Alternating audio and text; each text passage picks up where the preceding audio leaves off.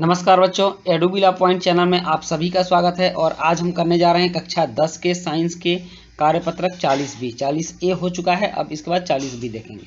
और इसके अंतर्गत हम लोग जैव प्रक्रम में मानव में वहन पढ़ेंगे कि मानव में संवहन कैसे होता है, पदार्थें एक जगह से दूसरी जगह कैसे आते जाते हैं, इस प्रक्रिया को हम आज समझने वाले हैं। तो इसके लिए हम मानव में वहन के लिए देखेंगे कि अन्य बहुकोशिकीय जीवों की भांति मानव को भी भोजन, ऑक्सीजन आदि की नियमित आपूर्ति की आवश्यकता होती है। प्रतिदिन इसको ऑक्सीजन चाहिए, प्रतिदिन भोजन चाहिए। यह कार्य एक संवहन तंत्र द्वारा किया जाता है। संवहन तंत्र का मतलब होता है वैसा तंत्र जो कि इन पदार्थों को एक जगह से दूसरी जगह ले जाते हैं। परिवहन तंत्र भी इसको कह सकते हैं।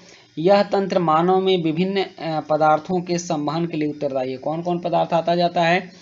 तो मानव संवहन तंत्र के अंतर्गत जो अंग आते हैं वो है हृदय, उसके बाद लाल रुधिर वाहिकाएं जो खून को, ब्लड को एक जगह से दूसरे जगह ले जाती हैं, और रुधिर और लसिका।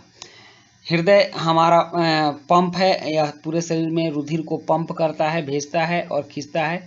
और धमनी और सिरा, रुधिर वाहिकाएं क्या हैं? धमनी और सिरा और केशिकाएं होती हैं। और रुधिर और लसिका संवहन का माध्यम होता है, पदार्थों को एक जगह से दूसरी जगह लाने ले जाने का माध्यम होता है। उसके बाद है रुधिर वाहिकाएं। तो रुधिर वाहिकाएं दो तरह की होती हैं, एक धमनी होती है और एक सिरा होती है।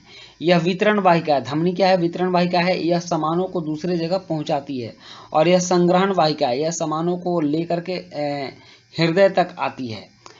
ऑक्सीजनित रुधिर को हृदय से शरीर के विभिन्न अंगों तक ले जाती है। मतलब जो जिस रुधिर में, खून में जब ऑक्सीजन मिल जाता है तो उस ऑक्सीजन को यह हार्ट से लेकर शरीर के अन्य अंगों तक ले जाती है, फुफ्फुसीय धमनी को छोड़कर। फुफ्फुसीय धमनी में ऐसा नहीं होता है। और यह सिराएं जो हैं वह विऑक्सीजनित रुधिर को, जिस ऑक्सीजन में रुधिर नहीं होता है उसको शरीर के विभिन्न अंगों से हृदय तक ले जाती है, फुफ्फुसीय सिरा को छोड़कर। उसके बाद है धमनी की भित्ति मोटी और लचीली होती है। धमनी की जो भित्ति होती है, दीवार होती है, वो मोटी होती है, मजबूत होती है, क्योंकि इसको ज़्यादा प्रेशर से ब्लड को पंप करना होता है। और प्रेशर इसलिए दिया जाता है क्योंकि हृदय से रुधिर उच्च दाब से निकलता है। और सिरा की भित्ति कम मोटी और कम लचीली होती है। धमनी में वाल्व नहीं होते, जबकि रुधिर को एक ही दिशा में प्रवाहित करने के लिए सिरा में वाल्व होते हैं। धमनी सतही नहीं होती और उत्तकों के नीचे पाई जाती है, और यह सतही होती है। उसके बाद है केशिकाएं। केशिकाएं क्या होती हैं? तो केशिकाएं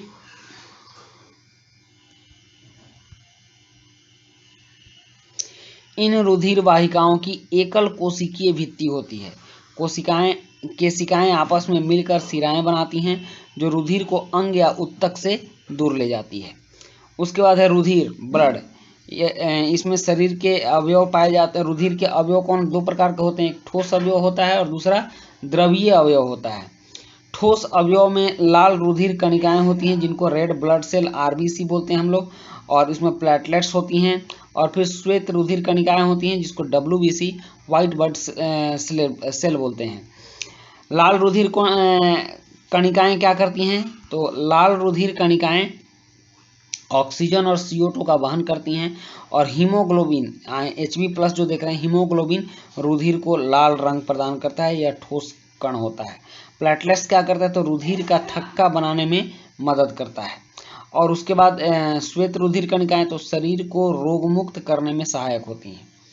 उसके बाद है प्लाज्मा। प्लाज्मा क्या होता है? तो पीले रंग का तरल माध्यम जिसमें रुधिर कोशिकाएं निलंबित होती हैं। यह भोजन, CO2 और नाइट्रोजनी वर्ज्य पदार्थ का विलीन रूप में वहन करता है। विलयन रूप होगा, इसमें विलीन लिखा है, तो नाइट्रोजनी पदार्थ का यह विलयन रूप में वहन करता है।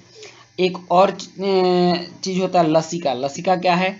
यह एक उत्तक तरल है, तरल उत्तक है जो रुधिर केशिकाओं से निकलकर अंतर कोशिकीय अवकाश में आ जाता है।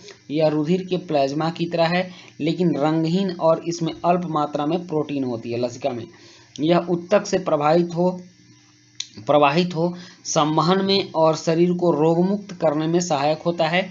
इस प्रकार यह शरीर के प्रतिरक्षा तंत्र में एक महत्वपूर्ण भूमिका का वहन करता है। अब यहाँ कुछ प्रश्न है कि मानव हृदय का एक स्वच्छ नामांकित चित्र बनाइए। तो यहाँ देखिए मानव हृदय का स्वच्छ नामांकित चित्र है, आप इसको बना सकते हैं, इसको बना करके और इसके जो पार्ट हैं उस पार्ट को लिख दीजिएगा। उसके बाद नेक्स्ट दूसरा प्रश्न है कि धमनी और शिरा में अंतर लिखिए। प्रश्न 2 है कि धमनी और शिरा में अंतर लिखिए। यहाँ स्पष्ट धमनी और शिरा में अंतर दिया गया है, आप इसको लिखिएगा, यह प्रश्न 2 का उत्तर हो जाएगा, धमनी और शिरा। नेक्स्ट है उसके बाद प्रश्न है कि रुधिर के अवयवों के कार्य लिखिए। तो रुधिर के अवयव के कार्य हमने यहाँ पढ़ा है, रुधिर के अवयव।